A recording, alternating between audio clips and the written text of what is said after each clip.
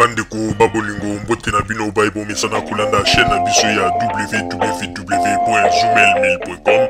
Lelo tozali na sengo pona ko présenter bino ba émission na bino obo mesana kozela. Ngai papa Roger Babo lelo na ko présenter bino ba émission obo mesana kozela mokolo na mokolo pona ko talisa na bana ya Congo eloko nini oyo tobombeli ba.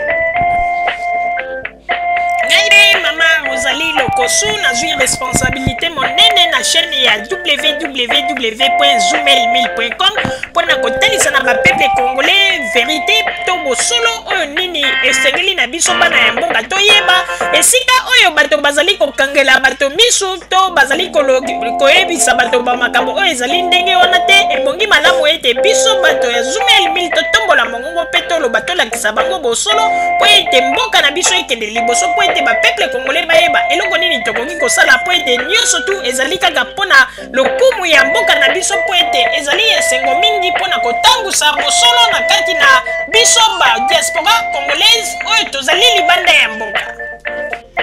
Na ntango oyo bozalaka kabisika bozali nde bokolanda basango ya www.zumel1000.com.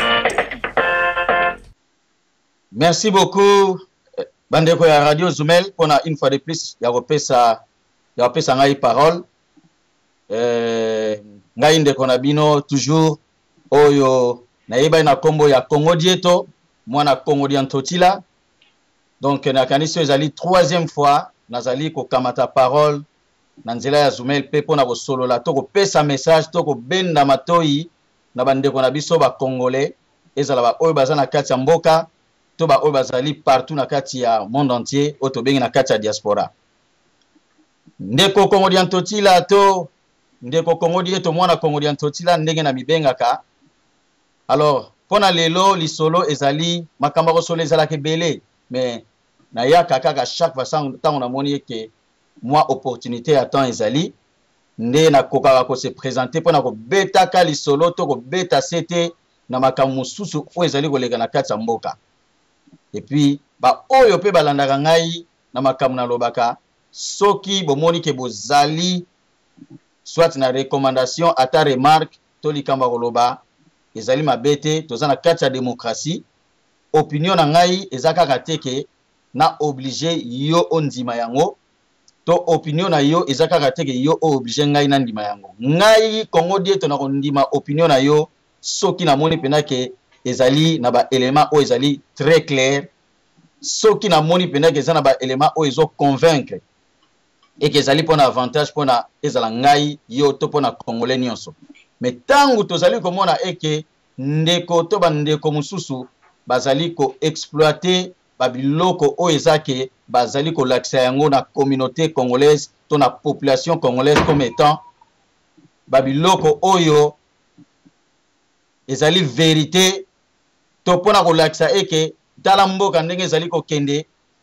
olakisi eloko tel to omemi eloko tel liboso ya bandeko pendant que eloko wana ezali vérité te yebaka ete yo pe ozali mutu oyo azali ko détruire mboka parce que ndenge toza boye tokomi bato ya ndenge na ndenge eza na bato mususu azo soutenir opposition parce que ye aza na ye fanatique ya Tshisekedi. Ezana mutu mususu azo soutenir opposition parce que ye azana ye na tendance géopolitique oya ye azana ye mutu ya les deux Kasai alandi na ye pe Etienne Tshisekedi. Ezape na mutu mususu azo soutenir Etienne Tshisekedi parce que ipona ye aza convaincu que non pona Tshisekedi l'homme de babengaka ye mutu ya état de droit. Ezape na mutu mususu oyo azokende ko soutenir Tshisekedi parce que ayebi ke non Tshisekedi ye soka lobi kaka likambo esalamaka. Donc mutu na mutu ayaka azoya na ba vision na ye azoya na ba argument na ye. Ezape na batu mususu oyo bazali ko soutenir côté ya pouvoir tango atali Joseph Kabila bike ngai na poni na ngai Joseph Kabila parce que azali jeune. Mutu mususu pe ayi alobi ke non ngai na ko soutenir Joseph Kabila parce que na oyo nga na moni par rapport ya Syria Zaire babilembo mingi ezalaki te. mutu mususu pa ye alobi pe ke non nga na soutenir nga Kabila e na seplaka na ye aza bogar bazali. Donc batu bazana ba biloka ndenge na ndenge to mona ba aventure nga moko témoin na mona aventure na Kinshasa na 2006 na bureau de vote mwana mwasi akoti aye ko voter mais akomi na kati ya bureau de vote azali ko comprendre te a voter nani mais déjà azali liboso ya ba témoin ya ba parti politique azali liboso ya ba témoin azali liboso ya ba agent ya CI à l'époque ezaki CI mais akomi asimbi bulletin de vote azo yeba te ke a voter nani ya aza même ko tuna pe batu na bureau de vote yango nana ngo na ko voter amoni bazo répondre te parce que eza na batu eza ni témoin ni mutu CI à l'époque mutu akoyebisa ye voter a recourir na master na ye o azaki sima na ye alobi na ye a poser question atuni ye sero wana kitoko wana or tomona ki mukona ayaka na kamba campagne komone nani kuto o ser nini o te wa yaki mukona na oto yambaka na quartier tout ça bona boy ba pesi ye kombo akamati a voter donc a voter na ye parce que a sepela na sera ngwa kitoko donc ozomona toza na kati vraiment ya population moko boye eyebi ko appréhender vraiment makambu totalement te toza na catégorie ya batu oyo na kati ya politique mutu na mutu aza na ndenge na ye mutu na mutu aza na choix na ye mais loko tokobetelaka sete eza nini tolingi nde vérité tolingi ke batu ba comprendre ke mboka oyo ezokotambola boye place oyo ça va place oyo ça ne va pas pourquoi ça va pourquoi ça ne va pas mais tolingi nde toza kotelemela oyo babengi ba récupération politique na Congo ekomi trop de façon que ba oyo bazo ko sala ba récupération politique pona ba intérêt na bango ya vision oyo yaza ko soutenir mingi ba komi même ko exploiter ba mensonge to sala ba élection na kati ya Congo au deuxième fois congolais aza libre azo kende ko voter deuxième fois ba élection salami na Congo par rapport contrairement ya époque à Zaïre oyo élection ezalaka kaka à sens unique oyo élection donc balobi ke Zaïrois kende ko voter mais candidat oyo zo ko voter azana ye na concurrente azana ye na opposante ye moko kaka candidat unique mais tala mama na campagne banzembo pe yembama ba grave donc ba grand maître Lombo Makiadi ba yembela Mobutu pendant que azali candidat président de la République et sans concurrent mais ba sali campagne. Quelle exception en Afrique, quel pouvoir.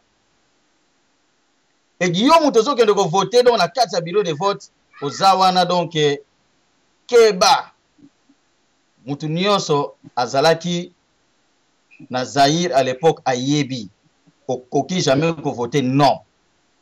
Au coquille jamais qu'on voté non.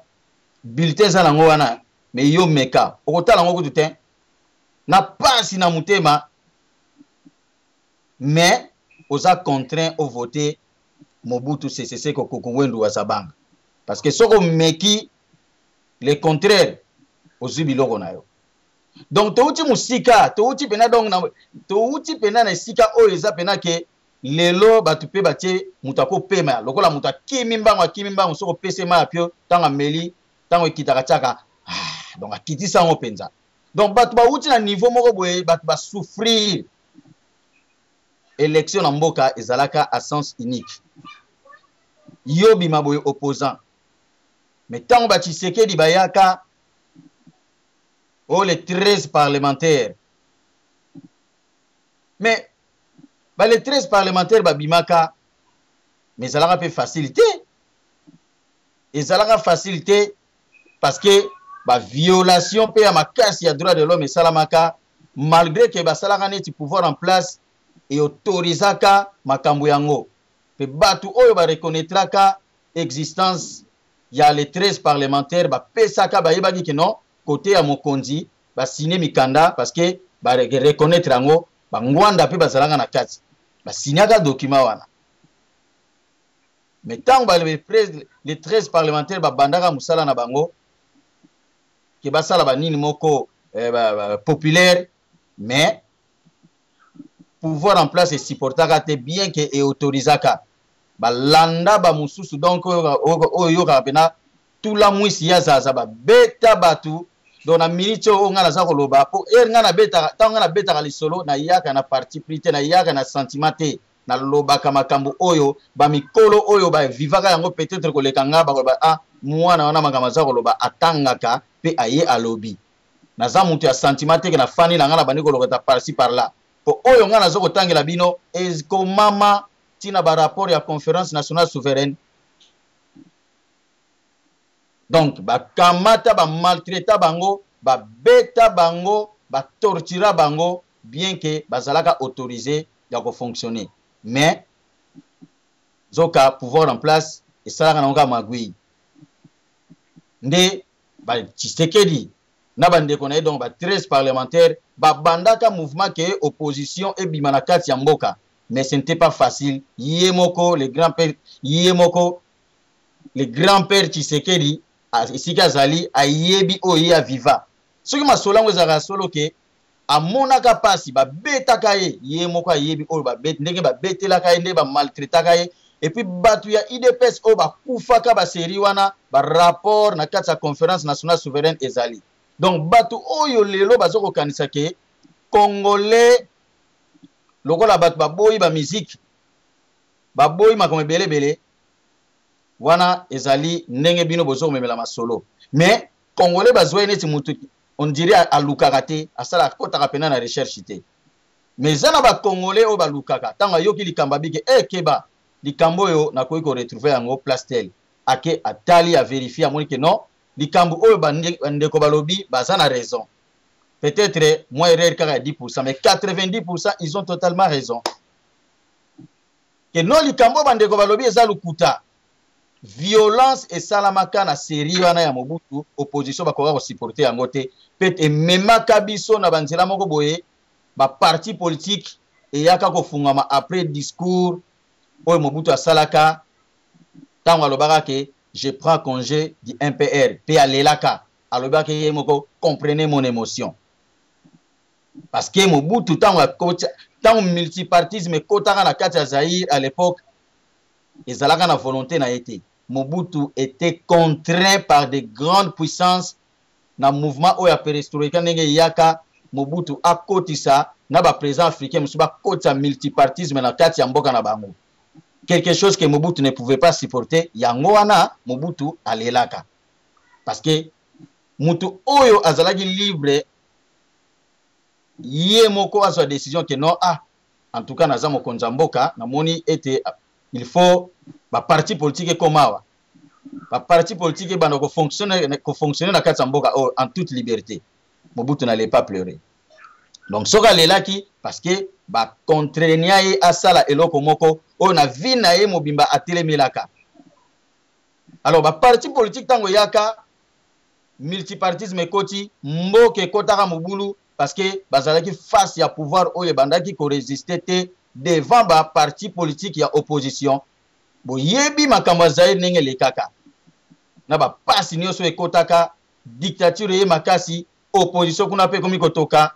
Donc ba grand prêtre oyo bazalaka ya opposition ba seri wana bozoka ba Marcel Liaou ba papa na biso ba Frédéric Kibasa Maliba bato ndenge na ndenge bazalaki pena ba Tshisekedi na kati bo yebi lisolo ba marche ndenge salamaka attaque na série wana babanda ko autoriser te que batu ba marcher ezalaki strictement donc interdit donc au mekate parce que ceux qui ont meki tango ye moko chef aba ibu akotinda ba élément na yena sur le terrain a sambela ba zoyote mais to yebi lisolo ya maya moto ya ba garde civile na ba blindé na couleur verte bat bakansaka to bosa na to yebi ndenge mboke tambusa maka pe pasi ndenge kotaka batu bazalaka to bundaka ete tima solo komaka ke non conférence nationale souveraine yaka bino moko bomonaka makambo ndenge lekaka et traita ba voler ya makambo ndenge na ndenge ba commission esalamaka na kati ba commission ba bien malaki ba commission itali ma sécurité o ba traiter ba biloko itali pena ba crime ba responsabilité ba crime grave ya droit de l'homme et salamaka série wana. Donc conférence nationale souveraine et yaki penza ko décortiquer nyonso oya Zaïre et tie yango na mpoasa boye. Nde yango bo monaka ba tulokola ba kibasa maliba oyo ba yebaka koloba na époque wana o bazaka parmi bato soka zui parole sa koloba. Bo monaka kibasa maliba na kati ya tribune ya conférence nationale souveraine oyo ezalaki président à l'époque et pas ya Monseigneur Laurent Mosengo, actuel cardinal kuna na Congo. Bon monaka kibasa maliba tango dévoilaka insécurité oyo ba responsable mususu ba kamata ki ba kotisa ki na kati ya mboka pona ko kotisa pona ko imposer climat ya terreur et pas ya population pe atanga ki, je cite, Mobutu Ngwanda le Terminator comme ba assassin pe ba criminel wana ezalaki selon déclaration oyo yemoko Frédéric Kibasa Maliba asalaka tango wana azalaki nano en vie parce que azamut o satika biso asalaka déclaration wana pe bo monaka na sima ya kosala déclaration wana frappe oyo Frédéric Kibasa Maliba zuaka na ndako na ye ba betela ye ba roquette na 3h du matin na résidence na ye na boulevard Lumumba na commune Limete pe a perda mwana na ye à l'époque mwana wana mobala azaki na 28 ans selon rapport ya conférence nationale souveraine oyo ngai naza kotanga na tangi pe na moni.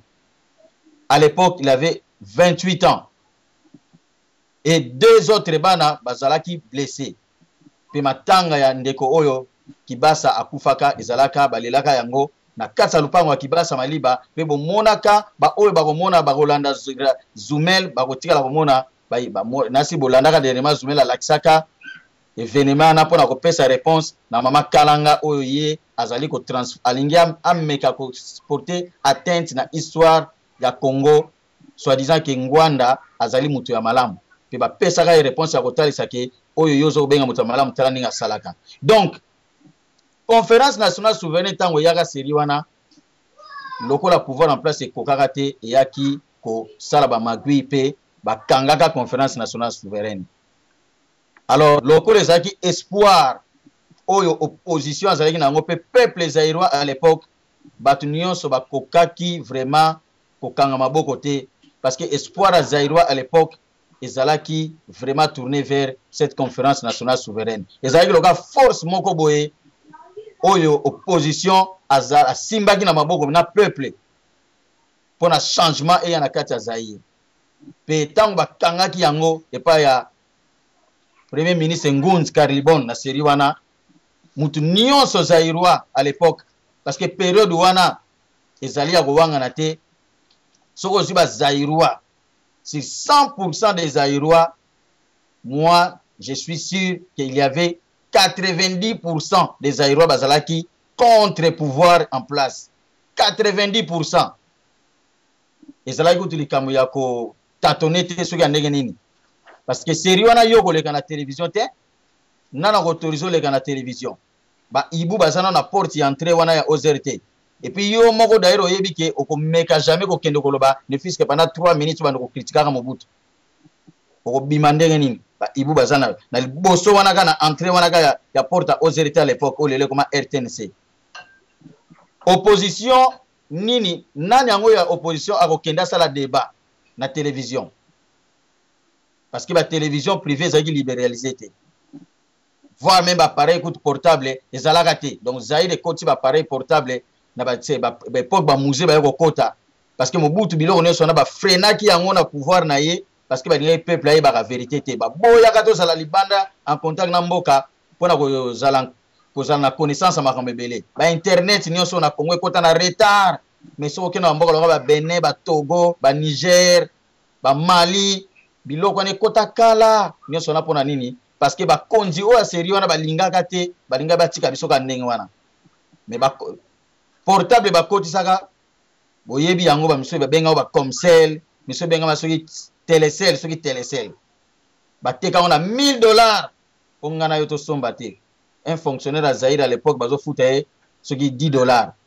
Alors que son téléphone en ligne.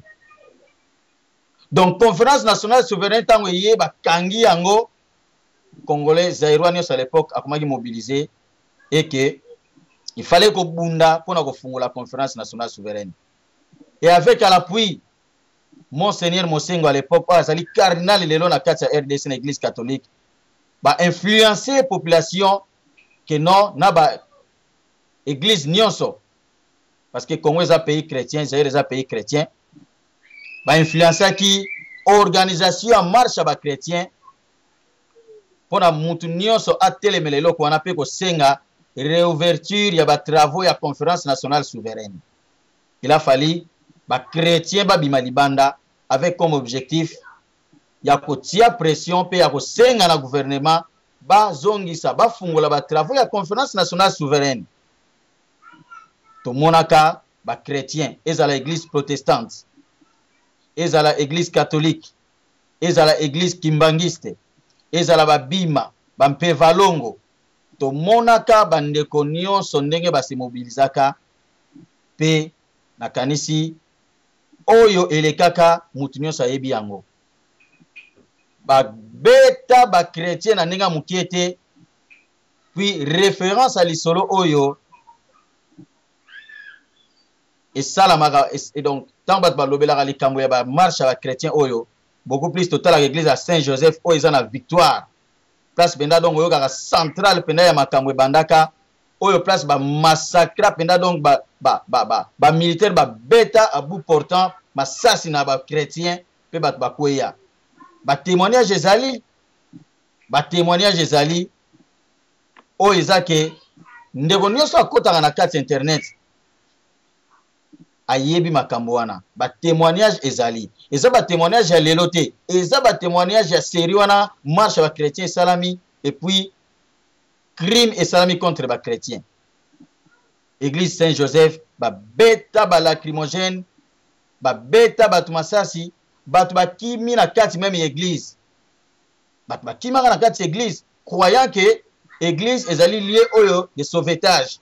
C'est-à-dire militaire faut respecter parce qu'à tel que ouais c'est cas yandako ya nzambe un militaire ne pouvait même pas kokende kokota nde makanisi oyo baninga bazalaki na yango tika to kima na kati église ya Saint-Joseph pas batunyo so babendana mais ba militaire balanda bango kuna na kati balanda batu musu na kati ba bwakela bango gaz lacrymogène batu musu na gaz wana asphyxié donc bakufa ba récupérer ba corps na système ba ibu ba service à sécurité wana donc ya ba ibu wana omona kana donc ekita na kati église à Saint-Joseph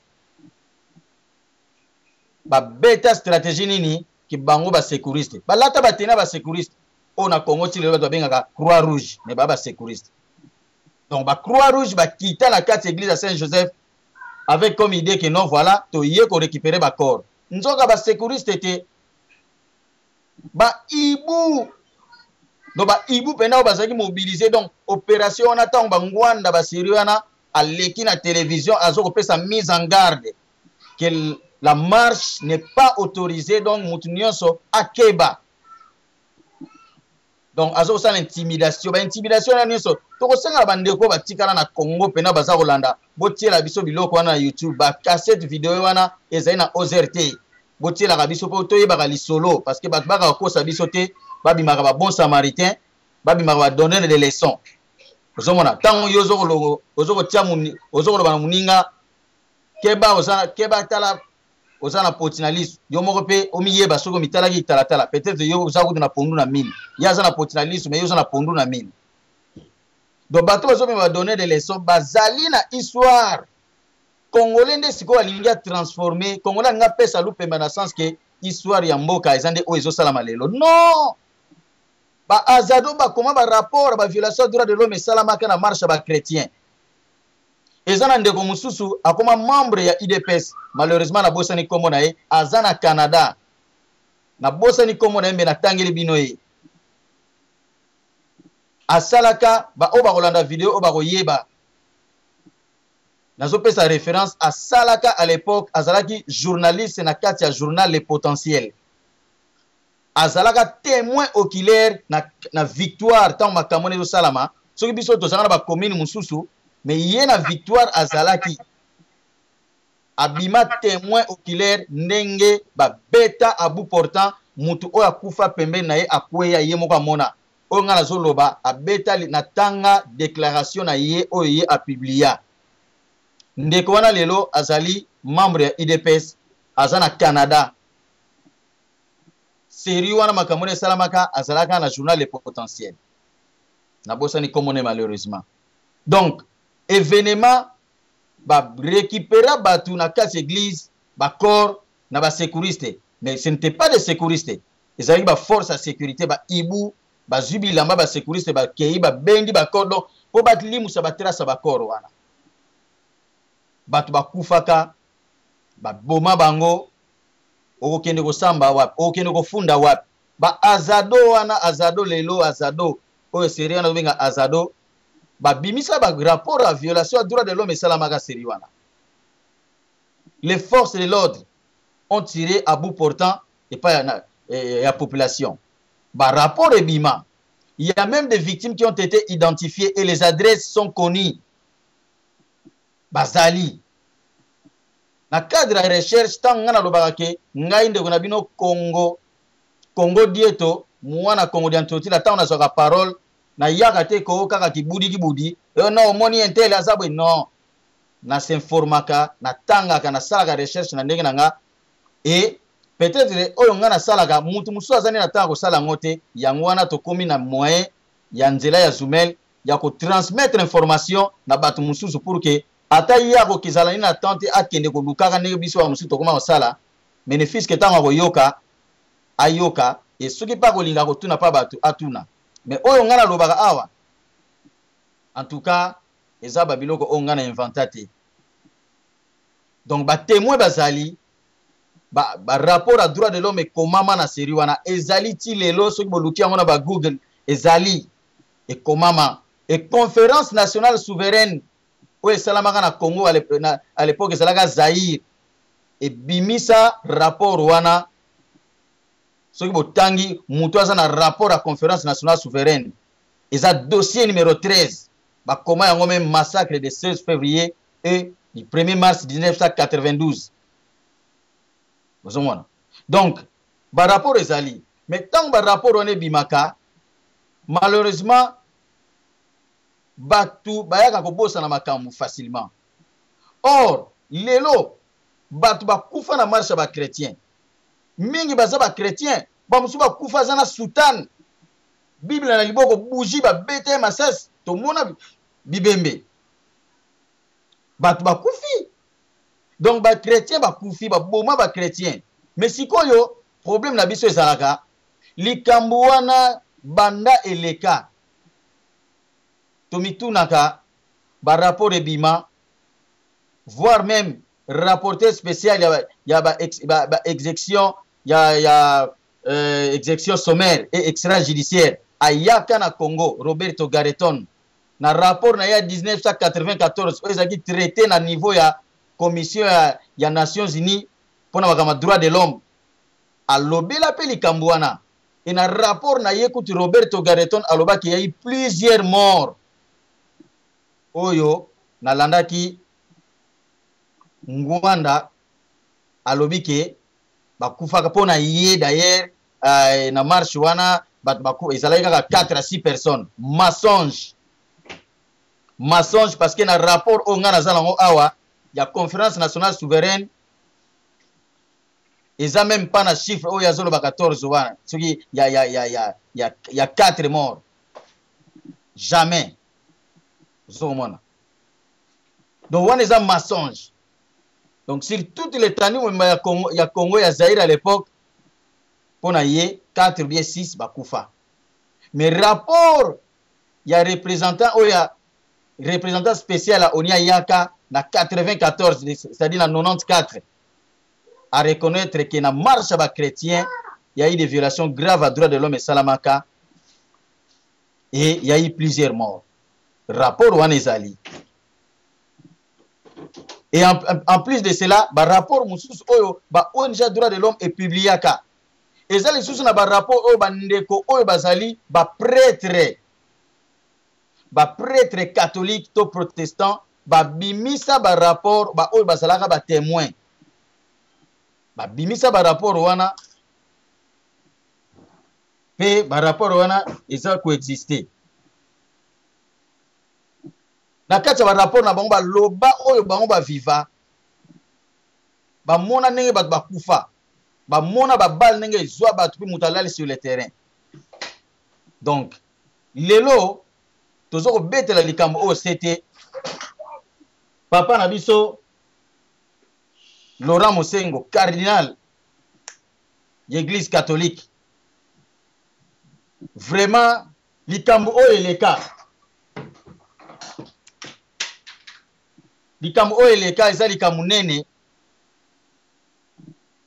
batu bakufa ba famille eperda bana na bango ba famille eperda ba mama na bango ba papa na bango mais batu oyo bazalaki basali na nzambe bazali ko servir na kati ya lingomba ezala église catholique to na ba église mosusu mais likambo kokamwa to mitunaka depuis temps wana quel a été le rôle soit de l'église catholique pona ko landela likambo oyo esalamaka na ba pays mosusu bakotika likambo ndenge wana te tala na likambo esalamaka na Centrafrique tant Jean-Pierre Bemba accueilli ko prêter main forte et pas ya Ange Félix Patassé.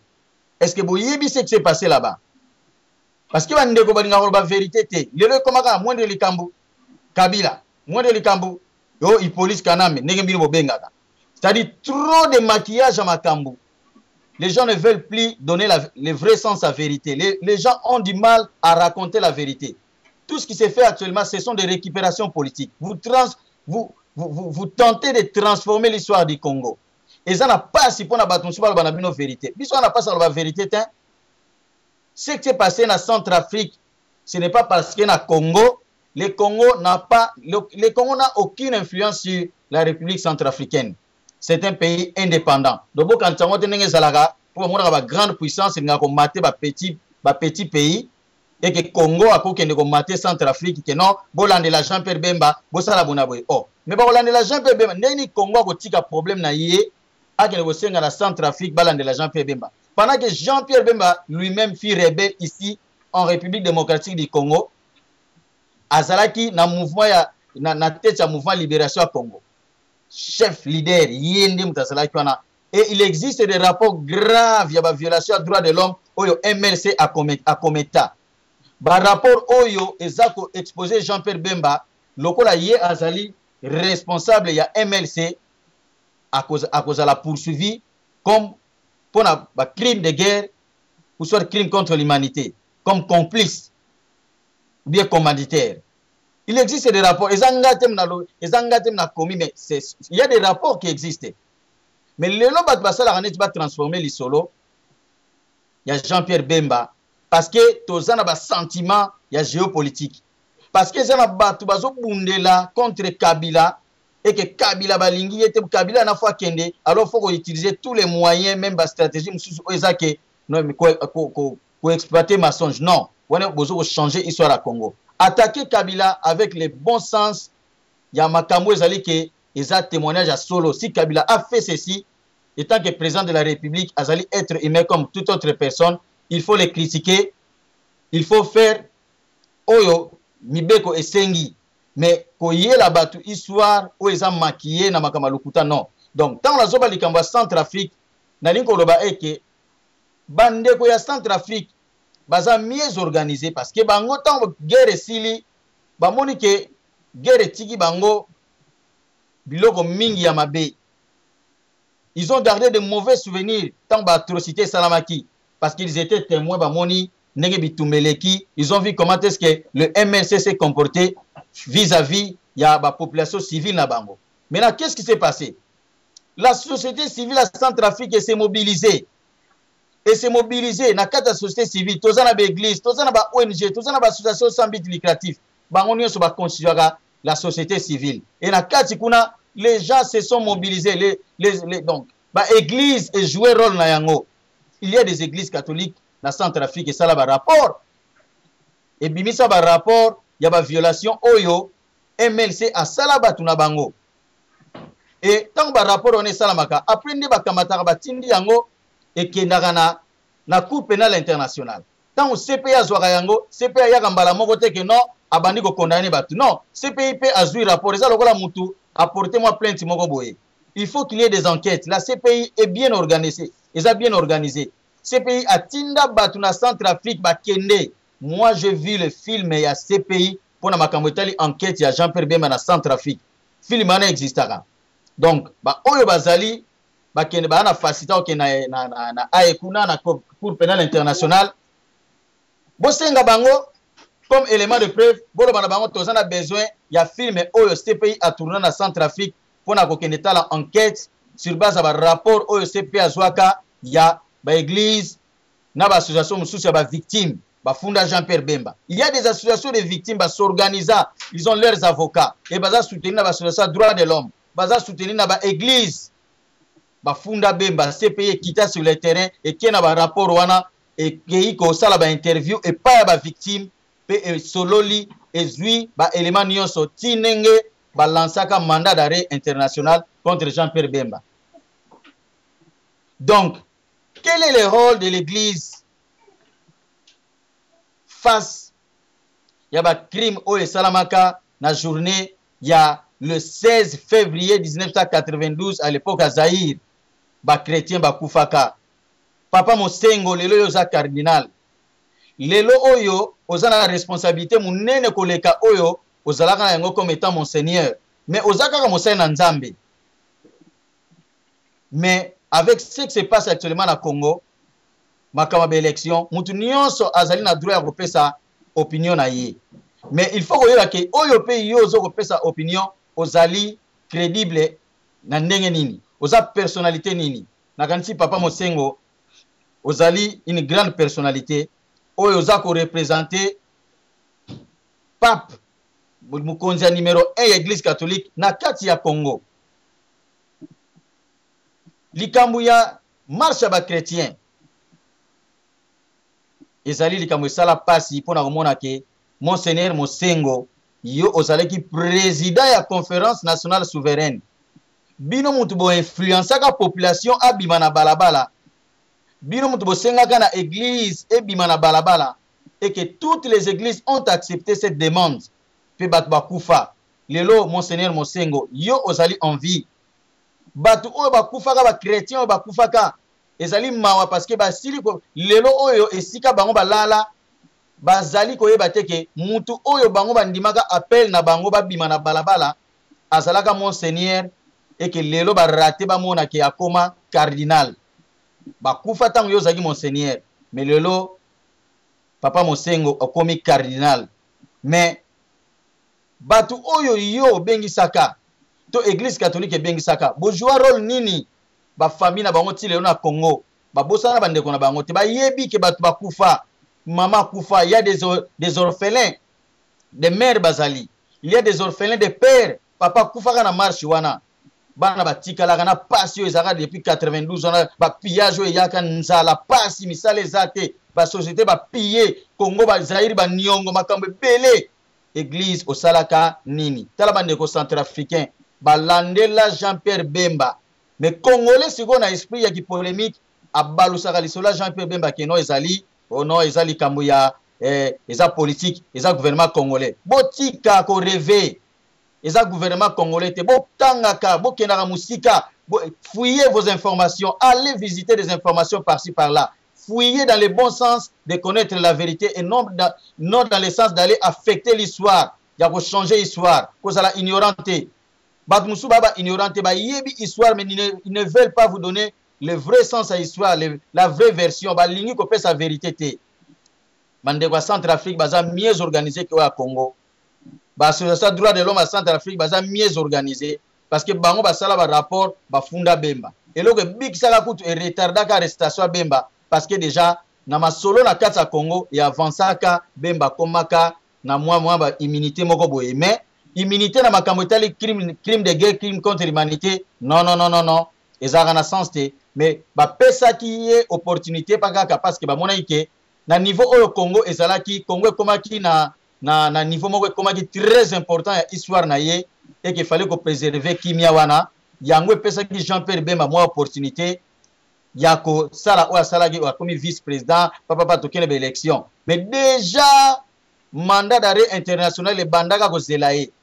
Le mandat d'arrêt international Jean-Pierre Bemba ezalaki tout simplement gelé suite ya ba fonction oyo nano azalaki na yango et puis balingaki Congo asilisa programme na ye nde yango wana tango eyindaki na Kisasa bagarde côté Bemba ba refuser kokende brassage kuna pe état-major epesi ultimatum.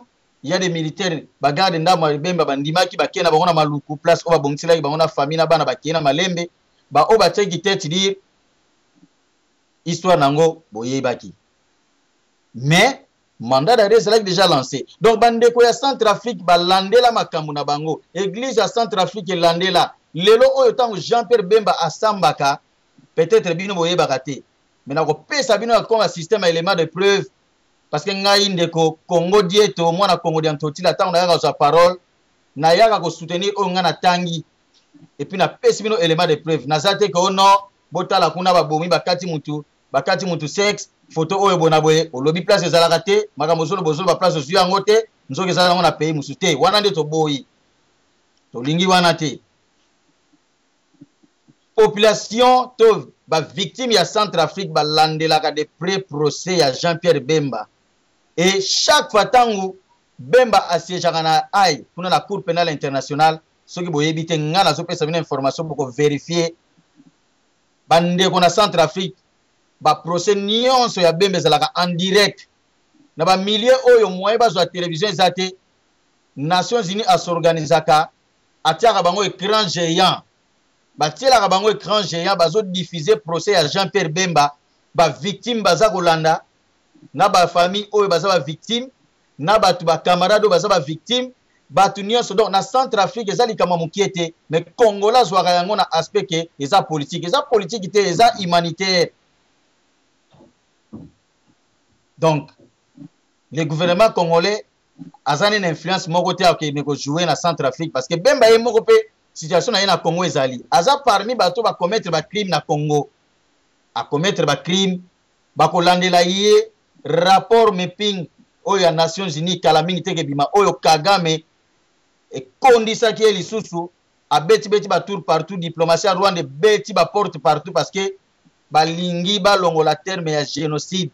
Ils ont dérangé bango parce que les cimetière ma génocide les tout baza victime à génocide au ba out basala ba tout ba comment logo là donc ba comment logo ba tout ba comment ko choyer bango pour na ki génocide donc génocide wana bima logo mal nécessaire pour na bango sur le plan international et que les ba comment déranger ba se sentir que bango siko ba tout bazo ko accuser bango d'avoir commis des actes de génocide contre les Hutus alors na rapport wana me pinge ke bima tozoko zela yango voilà eloko oyo musu tolinga kobetela sete koyebisaka bandeko ba combattant mais lutte oyo bino bozoko sala ezoko tia moi confusion ceux qui bozoko loba penaki effectivement pour libérer le Congo mais vous attaquez beaucoup plus batu bazana Congo mais batu yo bino bolobaka ke ceux qui makambo boye na boye mais le Rwanda tout mona Kagame yekuna tout le monde attendait les informations totales qu'est-ce qui va se passer tout mona batu va se retrouver 3-5 combattants ba cette déclaration va regretter Kagame na kati terrain muta bambi libanga te muta sele lokote donc rien tout monde a wene zanga mais on a vu ça et ce sont des combattants oyo bazoki courage ba kendeki ba réclamaka tout monde batu ba kenda même pas ba la sit-in devant ambassade de Rwanda jamais au lieu de ça la marche il y a pression que Rwanda et ça les diplomatie ba longola terme génocide batouti baza déranger pour la terme wana ba sali diplomatie pour que rapport attend le mot génocide et bima mais bande ko bosala ki wapi pourquoi ne pas organiser une marche à contestation ya pas question ces gens ont commis des crimes au Congo donc le terme génocide il faut éthique là il doit être retenu ce terme doit être retenu dans rapport et que ce que bimi terme zate vous communauté internationale vous êtes complice et que vous allez confirmer que vous soutenez Kagame mais bosala yangote kakao wera kwa mukoni wera yo werera yo werera toko beta yo yo fali wemba voilà tala vraiment distraction pendant donc negezo mema congolais ozomona donc tozo continuer kana lisolo ya marche ba chrétien nde tozo yibaka mo ba parti mususu likambo marche ba chrétien Monseigneur Mosengo to sengi na yo église catholique parce que lelo toza koyoka ke église catholique alinga sa marche mususu siko marche oyo ke salama ya mikolo yo eza na aspect nini mutu nyonso aza na droit ya ko marcher eza nango Zaïre te eza Congo en matière ya makambo etali démocratie na droit de l'homme le Congo a des points quelques points plus positifs que par rapport ya Zaïre marche moko te na Zaïre basi ba autoriza ba marche nyonso esalama na Zaïre ngwanda ye moko aza témoin ndenge nazolo baboye ngwanda aza témoin na ngai ngwanda aza témoin na ngai azoyoka donc ako confirmer yango penza ki ba marche nyonso esalama na Zaïre ata moko te ezalaka autorisé ngwanda témoin na ngai oya tie temba tu na ye aucune marche n'a été autorisée au Zaïre mais tala lelo marche autorisée police azo encadré bazo tambola kuna to yembi na yo Kabila za so ineni soda simbaka te donc la police au Congo a sali effort ya ko s'adapter na police moderne to boyite moi ba dérapage ezali mais police à Congo c'est mieux que police à Zaïre donc marche ba chrétien oyo lelo papa Mosengo église catholique ezali ko linga ko organiser mais ezali droit oyo oui batu bakoki ko marcher mais tozali ko tuna marche liboso oyo esalamaka oyo batu bakufa. Quel a été le rôle? Quel est le rôle que l'église catholique joue pour na likambo wana parce que batu oyo babima ba victime il faut ba vérité ba boma batu ezate ko muto ba bomi na 2000 to muto ba bomi na 2011 yene faut ba landela mutu ya 94 mutu ya 92 ana valeur te non parce que y a eloko na préjudiciable ba famille. Il faut que ba Congolais oyo bazana kati ya RDC to ba oyo bazana libanda basunga batu na likambo wana. On ne peut pas laisser des crimes organisés à l'époque du Zaïre parce qu'il y a maintenant la République démocratique du Congo et que les crimes organisés récemment, ces crimes sont plus importants par rapport aux crimes commis à l'époque du Zaïre. Ça c'est faux et archi faux. En Europe, tozo mona bazo kangabango ba nazi ba nani ba crime ça plus de 30 ans mais procès salami. Bon boye ba kaka ke makambo ya ko komama oyo et que changera jamais. Nous interpellons le cardinal Mosengo. Organiser une marche, d'accord, organiser une marche, organiser marche, et ça droit où est reconnu. Vous avez ce droit-là, c'est un droit fondamental qui vous est reconnu, même par notre constitution, et pourquoi pas même la déclaration universelle des droits de l'homme. Mais marche que n'y a objectif nini. Mais avant marche, le 16 février 1992, na français belge 1990, batba kufa église catholique ozali wapi bosala nini pona kosunga bandeko wana mingi baza na serio na bayibi ndenge bako bandate bayibi ndenge bako kende kofunda te okende kofunda wapi babomela bino bana babomela yo ba mama babomela bino bandeko mais lelo batika lisolo ndenge wana tozala kaka ndenge wana te. Il faut combattre le crime même na kati donc crime nyonso il faut ezala condamner ezali kamba périodité ba crime o esalami na Zaïre na ba crime o esalami na Congo nyonso ba benga ngo crime ezala définition moko. Il faut balandela batu wana ngana za ko défendre batu oyo ba kusabima ba victime na marche wana parce que nous avons perdu aussi des amis na série wana ba oyo ba police bilengi ya mwinda ba kufa. Il faut église catholique au jouer rôle pour na batuna bazala indemniser batwana gouvernement actuel a la responsabilité ya ko indemniser ba famille wana ezali kama kolobate ko no ngwanda mutazaki mukonza ba ibu bango ba bomaki batwana gouvernement Kabila atali makamwana te non gouvernement ayebike ça fonctionne comme ça. Ce n'est pas Kabila qui a tué, ce n'est pas Kabila qui a dirigé les pays au moment où les chrétiens se sont fait massacrer. Mais étant que Kabila Azali président na Congo, il a la responsabilité. Le gouvernement actuel a toute la responsabilité. Il y a qu'à indemniser Batouana. Et le gouvernement aussi a toute la responsabilité. La justice congolaise a la responsabilité. Il y a qu'à clair devant les Cambouana et Salamaka. il faut kolandela bato wana parce que commanditaire ya marche pacifique wana oyo bazali vivant. Monseigneur Mosengo Azali vivant, il est lui-même témoin ya makambo oyo elekaka, il connaît, il a dirigé la conférence nationale souveraine. Ayoka na kati ya conférence nationale souveraine makambo oyo bato balobaki ayebi yango. Hein? Marche ya ba chrétien ya 92 ezalaki interdite. Ba autorisaka yango te ndenge ba ndeko boya ba marche nyonso ba autoriser yango te. Mais na expliquaka bana na Nzambe bazwaka décision que il faut kaka totambola. Il faut kaka totambola. Parce que na document ou rapport ya conférence nationale souveraine ba lobby extrait o eza awa hein o ngana zo kutanga ba ndeko ba komona te mais nazo komona extrait ba komi awa la coordination laïque de Kinshasa ayant à sa tête M. Pierre Lumbi avait adressé en date du 8 février 1992 une lettre par laquelle elle demandait l'autorisation de la marche auprès du gouverneur de la ville de Kinshasa à l'époque, M. Kibabu Madia Tanzao. Celui-ci avait répondu le 10 février 1992 interdisant la marche projetée pour la date du 16 février 1992. Cette interdiction fut suivie d'un communiqué radio-télévisé. Donc, pour nous relaxer, que période wana ezalaki ne système wana marche ezalaki refusé, mais ba chrétien ba bimaka, batu ba kufa. Alors, Papa Mosengo, tokosenga na yo, ozali vraiment une grande personnalité aux jouer rôle na kati église catholique. Ozali un des commanditaires ya marche ba chrétien. Ozali une influence munene. Papa otiki ba famille wana wapi. Pourquoi bo abandonna bango?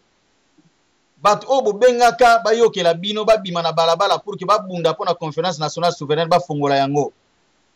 Ba perda ba mama na bango. Bana musuba tikala ba orphelin ya ba mama to ya ba papa. Ba cousin ba kende. Nous on a perdu certains amis ba kolit bilenge aminda. Soki bazalaki lelo mbelepe msupe basape batu minene.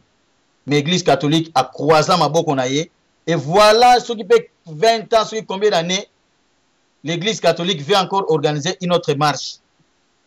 Maintenant, aspect nini, parce que l'église catholique est allée contester l'élection. Mais quand l'église catholique est allée contester l'élection, tout ça comme on a vérité. Vérité, c'est que l'église catholique en généralité, et ça n'a pas prêtre moussous ou catholique basé d'accord. Donc, comme il y a un niveau que l'église catholique et continue à faire la polémique, donc l'église est dans le cadre de l'église, l'église est comme un parti politique. Est-ce que décision il y a Monseigneur, il y a Koloba été, non, l'élection qui organisée Malamouté, et la vérité ni à la justice, si la n'est pas urne, n'est pas l'obéla qui ango, et puis encore, n'est pas l'obéla qui non, qui sait que les moutages plus de voix. Mais Monseigneur a yébisi population que tu sais qu'elle a eu plus de voix. A eu combien de voix? Monseigneur a lobby en côté. Donc, est-ce qu'il s'est cardinal a lobby en côté? C'est facile, il y a gagné. C'est facile à poli. Mais il a fallu pour ça. Pour aider Tshisekedi, aider lui, aider Tshisekedi. Pour ça bat chiffre. Même centre de compilation, Oyo Etienne Tshisekedi a lobby que non. Et moi, au niveau de mon centre de compilation, les résultats que j'ai, ils ont déclaré, moi, je suis gagnant. En fonction des résultats, OIE, à ce centre de compilation. Mais, par résultat, vraiment, est-ce que l'UDPS est incapable d'organiser une conférence de presse spécialement pour présenter à la communauté tant nationale qu'internationale, centre de compilation, vraiment, combien de conférences de presse IDPS a sali? Est-ce que IDPS, beaucoup qui connaît la conférence de presse, pour l'accès au centre de compilation, parce que c'est facile, lorsque vous dites que vous avez les chiffres, les chiffres ne sont pas en parole, ce sont des écrits. Donc, on suppose que vous, IDPS, vous détenez les procès-verbaux originaux, Oyo et Wouti, et pas les témoins dans différents bureaux de vote. Est-ce que la question maintenant est de savoir, IDPS a zali effectivement, dans tous les rapports, ou bien dans tous les procès-verbaux, Oyo pensa IDPS a coquille pour brandir devant Congolais, devant presse nationale, devant presse internationale, que effectivement, Botala, ce qui n'a pas koloba ke ngai na bimaki président, ba yibi ngai électoral ngai yangoyo. Bola Tsabiso, moi je pense que c'est très facile. Mais jusque-là, ce ne sont que des discours. Ce ne sont que des discours. Ce qui les rebattent, c'est la récomptage des voix. Mais déjà, il dépasse là, qui s'abattent même sur les plans, voix à presse. Parce que du lot, quand on a campagne, élection, bandi, bazo voter, bazo la sorte d'image, oh, na bureau, il y a IDPS, na limité, bazo ba fani, fani, ba papier, ce qui va ne calculer sur bazo sani. C'est que besoin na yango. Besoin na yango. Moi, je pense que vous êtes en train de passer le temps pour rien. Prouvez à la population qu'effectivement, votre centre de compilation avait marché activement et que vous détenez des procès-verbaux où ils ont la termination que vous avez gagné. Moi, ça m'étonnerait que jusqu'à présent, rien n'a été prouvé, même ni devant la presse tant nationale qu'internationale, que Boyana centre de compilation, Bola Tchabatu, et puis Batbamona. Kaka, bon, c'est quoi le récomptage? Dans le récomptage, on a Bagosala. La question aussi, deuxième question, est-ce que IDPS Azala qui n'a pas témoin dans tous les bureaux de vote? Et puis, le problème s'est passé. Moi, on a vu les images. Ils à la côté à pouvoir. Ils à la côté à opposition. Vous avez une responsabilité. Il y a une irrégularité où il y a une élection. Preuve, on a vu comment les gens ont été chassés dans le bureau de vote dans les deux Kasaï. Et ce que nous avons chassé, chose étonnante. Bakangi ba témoin à côté. Bata PPRD. Batie bango basingana kingo bazobenda bango na balabala. Après ceux qui marchent à combien de kilomètres? Vraiment azado. Bino ba association droit de l'homme. Na yebite ceux bolobela ki yango. Ça dit pour ça le système a deux poids deux mesures, ceux qui n'unité, il y a qui parti pris wana et ça c'est pas vraiment bien, vous détruisez le pays. Ayez le courage de dénoncer les mal de part et d'autre.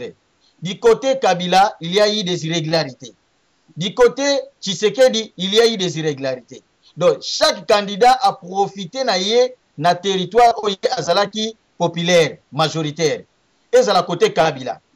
Batu ou Bazaki proche à Kabila. Bango na ndenge na bango. Les gens en ont profité. Ceux qui ont irrégularité, on a ndenge na bango. On ne dit pas que irrégularité Azalaki.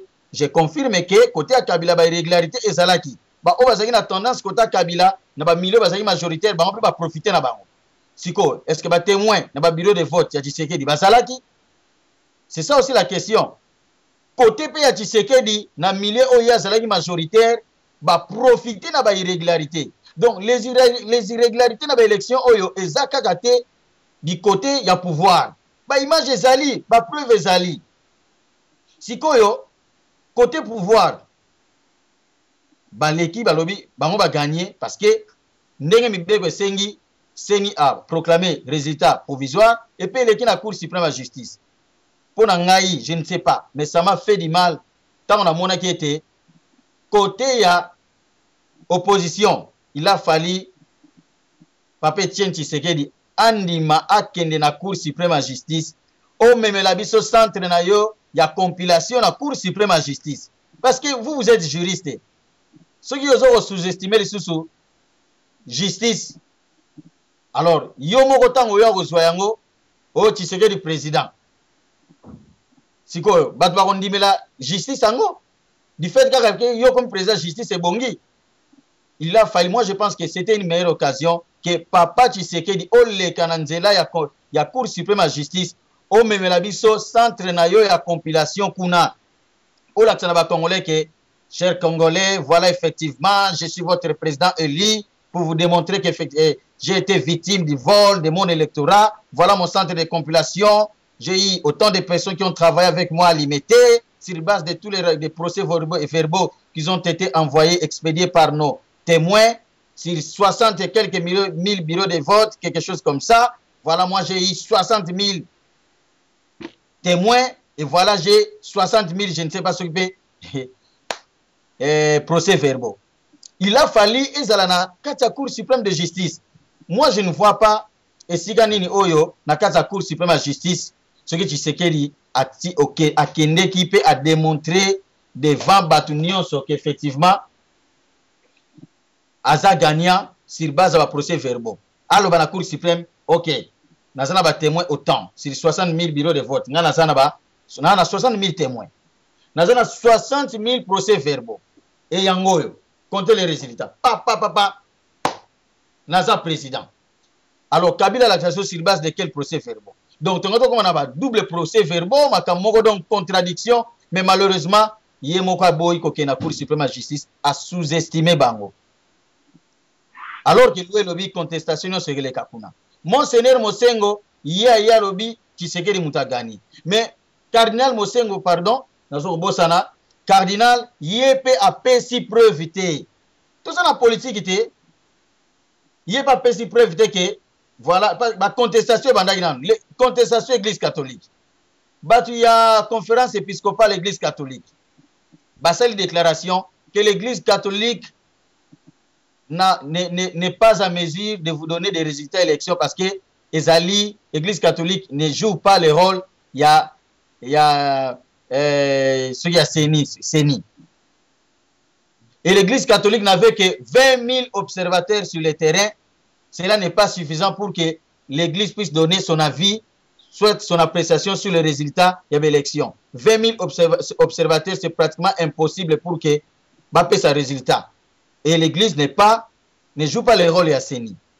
Wana est une déclaration à l'Ibosso Église, donc Église catholique à travers conférence épiscopale. C'est-à-dire conférence nationale épiscopale où Ezali ko diriger toutes les églises catholiques sur toute l'étendue de la République démocratique du Congo.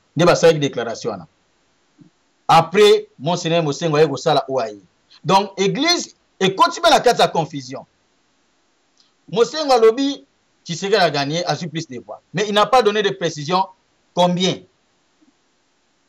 Après cette précision, c'est sur base de quoi? Pourquoi l'église va organiser une session, je ne sais pas, une conférence de presse, voilà.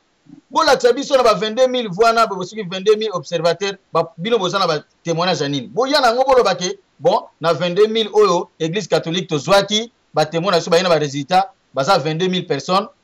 Alors, panabiso, bolo bake kabi, Tshisekedi a 15 000.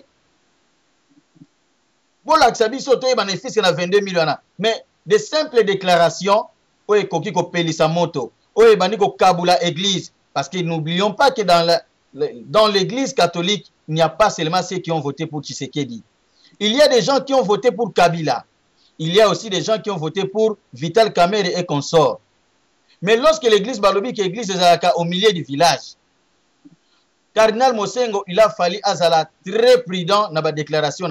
Parce que Oyo biso to landi comme image, batu mususo bazaba chrétien catholique, basali, ezalokola. C'est-à-dire, il y a des gens qui ne sont pas contents parce que Cardinal Alaxi positionne d'après Bango. Sur base de quoi Cardinal Lobake a gagné. Le Cardinal ne nous donne pas les chiffres précis. Le Cardinal a oublié qu'en faisant une telle déclaration, quelle serait la réaction de ma communauté ecclésiastique?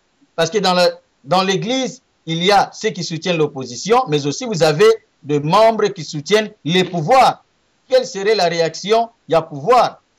Oyo ya sali même ce gars lobaki yango du côté Kabila, batu côté ya Kabila balingaki ba sepela et bolingaki po mona côté opposition et lingaki finga mitu corrompu. Donc ça nango kaka vice versa.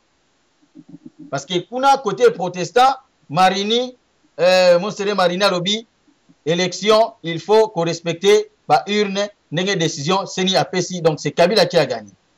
Côté oyo il y a Cardinal, Bata Cardinal, Bafingi, côté il y a Monseigneur Marini. Côté à Bata Monseigneur Marini, Bafingi pe Cardinal. L'église, les chrétiens, voilà comment vous divisez l'église parce que par penchant politique est commis. Moi je pense que c'est très grave. Alors, Tozoko Kendeskoyo, le 16 février, que l'église catholique a organisé les sous marche. Mais est-ce que marche vraiment il y a l'église catholique? Parce que tout le monde a carte de prêtre catholique, confusion sur confusion. Il y a des prêtres au bazar pour, il y a des prêtres au bazar contre. Bon, il y a aussi que l'église catholique, basali marche, place tel. Bon, on a sous catholique mususu, bagé marcher côté mususu, tokosuka wapi. Tokosuka tozo kende wapi. Cardinal Mosengo. Vraiment, tosenga plus de sagesse na likambo oyo. Botala na ba pays mususu ya Afrique. Na bosani soki eza mboka nini, mais il y a un pays na Afrique na eza na ba West Afrique kuna. Tala ba sango, ba monseigneur ne ba s'organiser, ba so lancer ba appel pour na kimia, pour na makambo ba élection, hein? Mais tala bango ndenge ba sali bazo sali la sagesse. Oya biso ekomi très difficile. Bandimi na kati église ba mususu ba sepelité na cardinal, ba mususu ba sepela fort. C'est comme marche le 16 février oyo baningi ba organiser na mois oyo na 2012. Est-ce que ezali vraiment oyo balobaka totalement chrétien?